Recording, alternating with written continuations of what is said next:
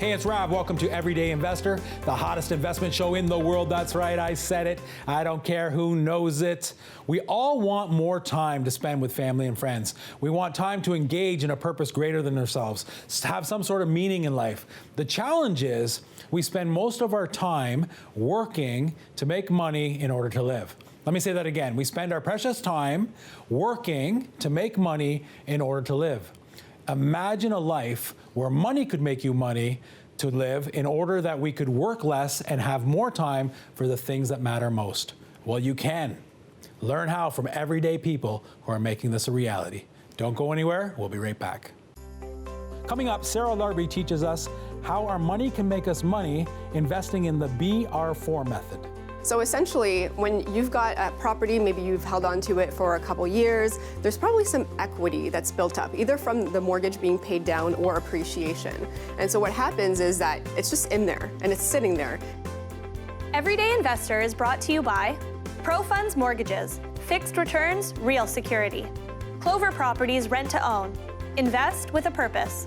Sam McDaddy Real Estate, full service brokerage for all your buying, selling, and investing needs.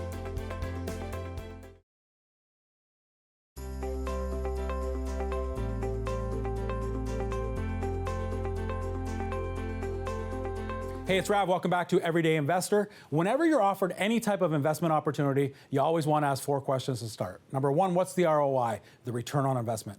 2, when do I get that return along with the money I put in?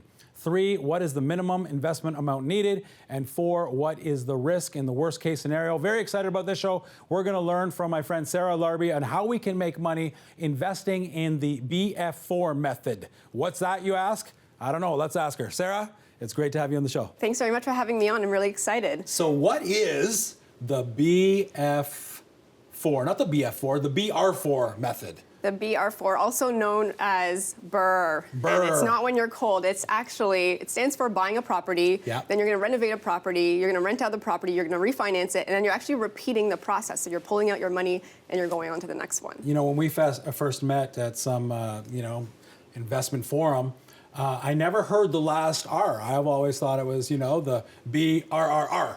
And then you said, no, Rav, I mean, we got to, what's one property going to do? We're building That's a portfolio, right. So we need to repeat.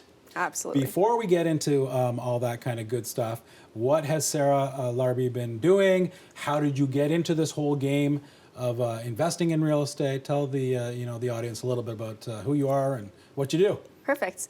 So about 5 years ago, it was, 2013, we actually bought the first rental property.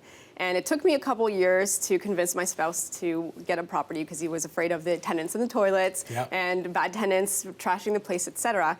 But I remember going to the bank and we really had nothing. And the bank person there, or financial advisor, was asking us, what are your financial assets and your liabilities? And to be honest, we had worked for a few years and we had nothing. And so I went home that day and started researching over and over. How do people become wealthy? How to create that lifestyle that people always dream of? But unfortunately, there's a lot of things in the way that we may not be able to get that. So then you started watching The Everyday Investor.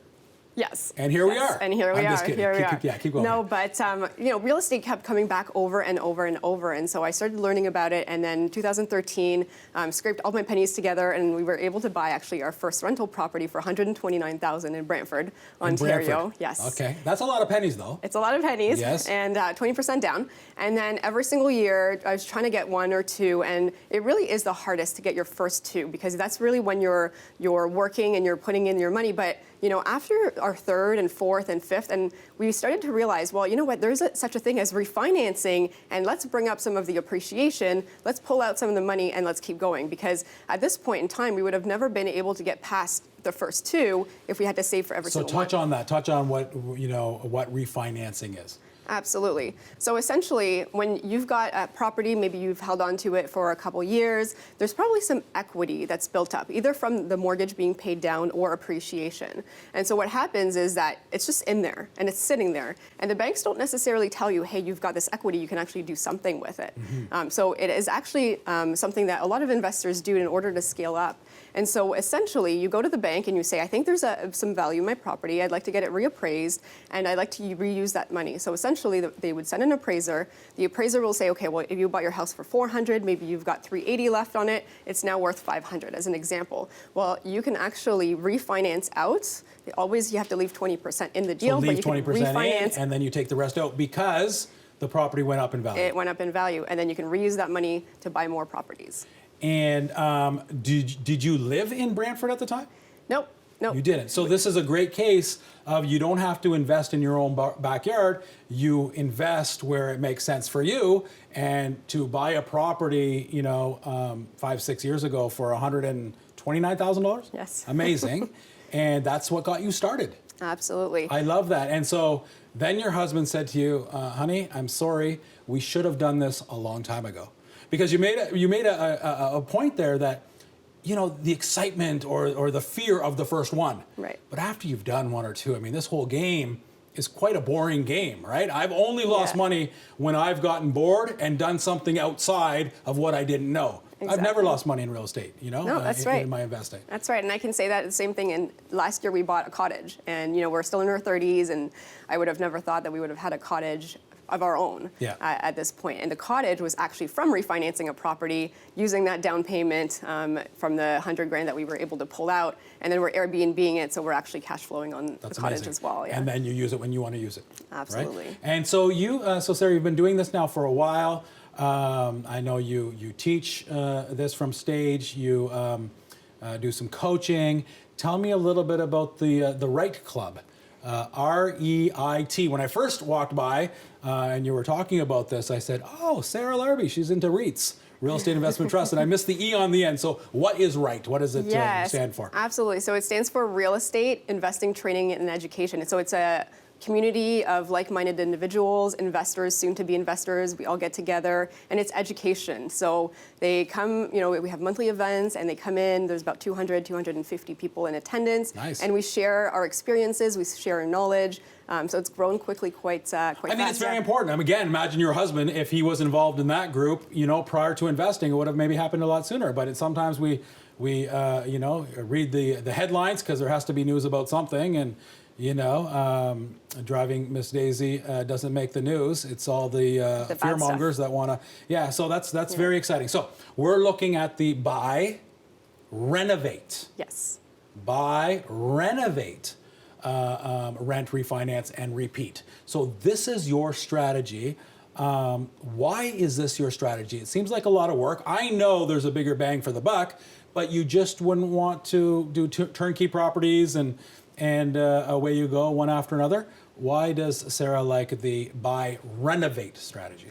So great question. So originally we started with buy and hold, and it was going quite slowly. And so the buy and renovate and hold, it allows you really to be able to get the best of both worlds. So you're able to get the pros of the flip. So you're able to reuse your money, get some quick cash, make some quick profits, and then you also have the hold pros, which essentially are that long-term appreciation over time, but the mortgage pay down Somebody paying and the down your cash flow. mortgage. And so combining those two things together, it just seemed like a no-brainer. So do you get put the hard hat and grab the hammer and nails? I do not. Or you are overseeing and you have a team that does this? I have a team that does it, and usually the houses or the properties that I do like are more cosmetic, so kitchen, bathroom, flooring, paint, versus the structural ones. So something that I can make pretty fairly quickly, rent ready, not over I'm not selling it, so I don't need to over renovate.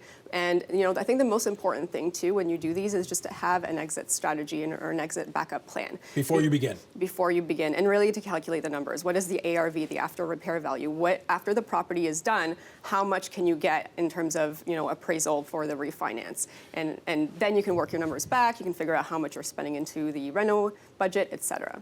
So before we're going to do this, before we're going to purchase this property, we're going to know that if I put this much in, it's going to increase the value on that after repair value. Now I know what I can take out and then do it again. And so that's why you did that, because you wanted more. It's a great strategy for people who don't have a lot of capital.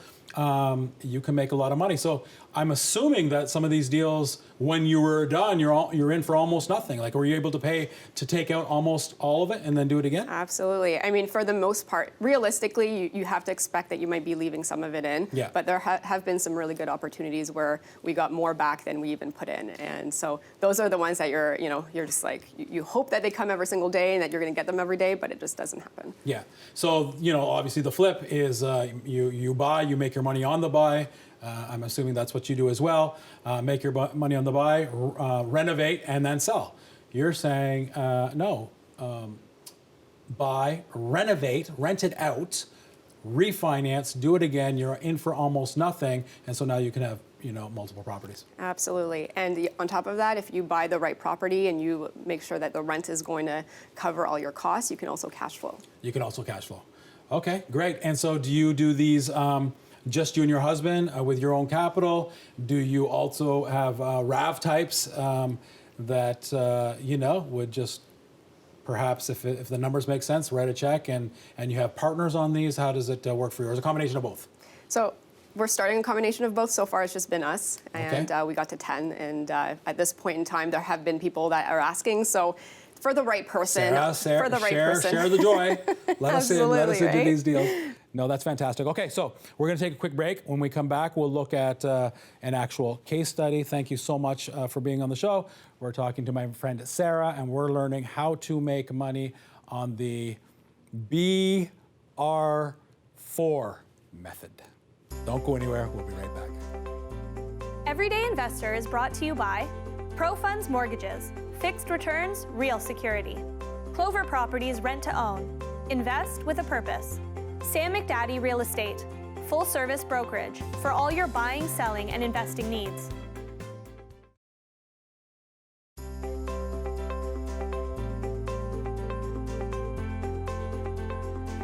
Hey, it's Rob. Welcome back. We're talking to Sarah Larbi. We're learning how we can make money investing in the BR4 method by Renovate, rent, refinance, and repeat. Do it all over again. Exactly. I love that. The BR4. So, Sarah, before we went to break, we're talking about how the way we can repeat is if we increase the value, and then over time, the bank will give us 80% of that value. We keep our 20% mortgage in there, and then we do it again. So let's just look at one fun kind of case study that you've done. So in what area is this in? Yeah, so this is one I did last spring, summer in Brantford, Ontario. In Brantford. So we're still there. Wayne Gretzky. Yes. Yes. Okay. So what was the purchase price on this? Purchase price was $220,000. $220,000. Okay, and then your down payment? Down payment was 20%, so $44,000. 44. Closing costs? Closing costs about $4,000. Nice, cheap over there. It is. And then you obviously because this is your niche, this is your method, your strategy. We did some renovations. We did, yes. And is this more than some lipstick? Did we? So we did flooring everywhere throughout, new kitchen, new bathroom, new paint. There was a chimney that we actually had to tear out in the middle of the house. So this is a bit of an art, right? Because this could go wrong if you do too much, but it's not going to appraise at the high value if we do too little. Exactly. So what are the things that you and your team look for that doesn't cost a lot of money, but it can raise? Yeah, so this one was really dated. So it had, pink carpets everywhere. It had the wallpaper. It was still actually a very good deal. If I would have just held it and rented it, I would have cash flowed. But I knew that something in that area, finish, would actually appraise anywhere between $290,000 and $300,000. $290,000 and $300,000. So how much did you put into that? I put in $36,500. $36,500. So you bought it for $220,000. $35,000 more, give or take, so $255,000. And you're saying you knew this beforehand that if I put in, $35,000 plus, I bought it for $220,000, so I'm in for, the $250,000 mark. That it could appraise for $290,000. Yeah, it's definitely important to look at the comparables, what's sold in the last 6 months in that area. And, because I've been in Brantford for a long time now and I've bought a lot there, Yeah. I'm fairly familiar with the after repair values and the rents as Yeah, well. no, I think it's very smart of you because, and you need to know this beforehand because it's not just a hope and a wish. Hey, yeah, beige is in and I painted the whole house beige, so now it's worth 10,000 more, right? Like, No. okay, so our rental cost was 36,500, and so in your model now, we've done that. Do we, the orders of the R, obviously, the first one is important, renovate. Do we refinance now, or does the bank like it better that it's rented? I usually actually kind of do both at the same time. I would start looking for a tenant within probably about 2 weeks from the renovation being completed so that I don't waste time and it's not vacant for about a month. So Yeah. I would say they almost they're almost like right next to each other But in timelines.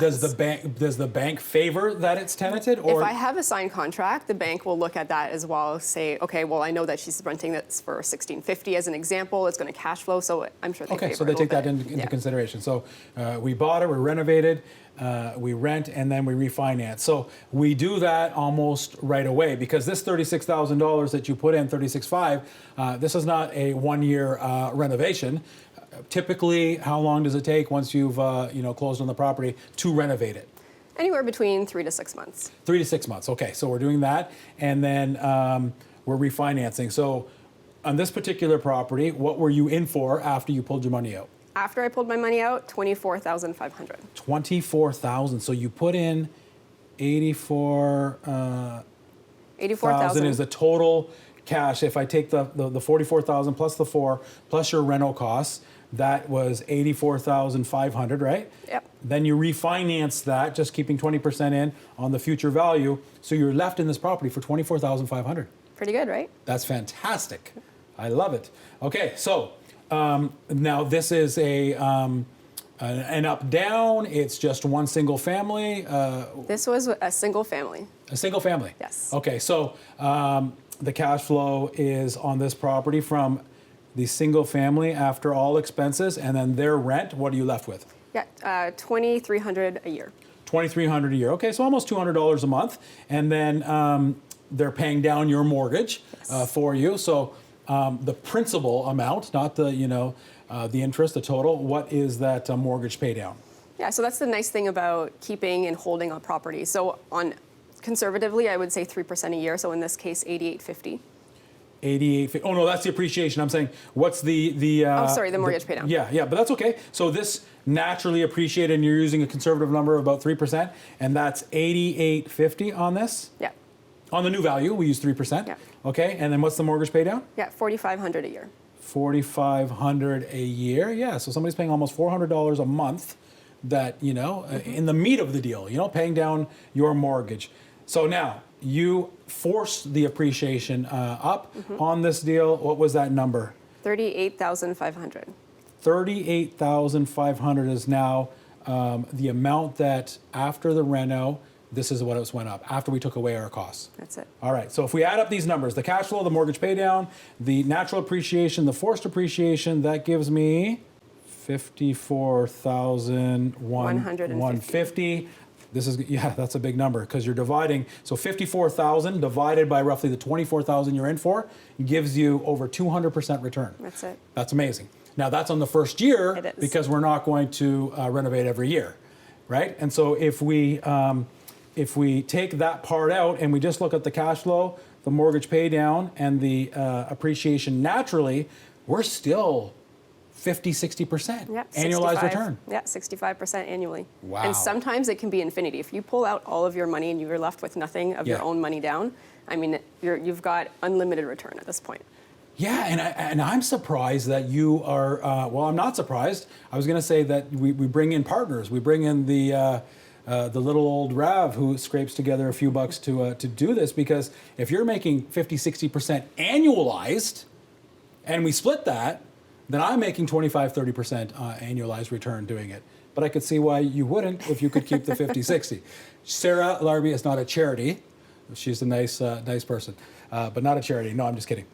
You are thinking about doing that because obviously we all run out of money at some point, and so to bring in partners, then you can do more and more, so on and so forth. I always say Apple's one of the biggest companies in the world, and they have most partners, right? And we run out of financing ability as well, because this works really well for your first few, and depending on if you're self-employed, if you have a T4 income, you may be able to do more of these, but At this point in time, we started with Scotia or with CIBC, and then we have Equitable. So as you're going into the B lenders and different lenders, there's just different terms. So you still have to be conscious of that in terms of your cash flow in that piece as well. That's right, because you can get the money, but you're just paying more for it, right? And so, no, it's interesting. I mean, I am so grateful for the country that I'm born in, Canada, Kingston, Ontario.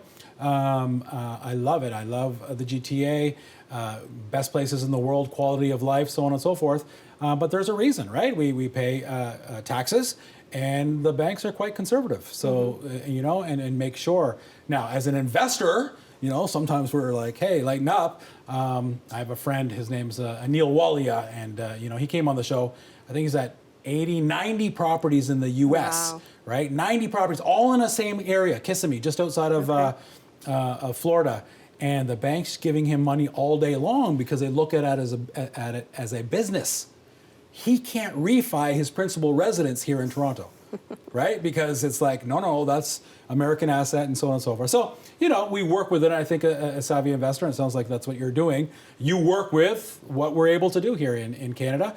We never break the rules at all, but there's always room to bend and make sure everything's on the up and up. So this is fantastic, Sarah. Very inspiring. What's next for you? What's, we're going to, time's flying. We have about a minute, but what's next? Yeah, absolutely. So we're planning on growing the Right Club online as well. Just think of like a bigger pockets, but for Canada. Bigger so pockets. That's the number one American kind of Facebook for investors. That's it. So you're going to build that in Canada. We're going to Canadianize it and create something across Canada for investors that can come to our monthly meetings that are maybe in Alberta or Vancouver or wherever, to be able to be part of that community. So it's all about education. It's about training. It's about offering, help to others and helping everybody grow. And that's our slogan, right? Is come grow with us. Come grow with us. I love it. So you're still going to have the live events, but we're going to also try to convert this into an online forum where people can, help one another. I love that. Sarah, thank you so much for being on the show. Thanks very much. It was great. Yes. And thank you for tuning in. Without you, we wouldn't have a show. For more information on this show or any others, or to become an Everyday Investor Insider, where you can get investment opportunities, tips, advice, go to everydayinvestor.com and sign up. Until next week, we'll see you same place, same time. Honey, I love you. I'll be home soon.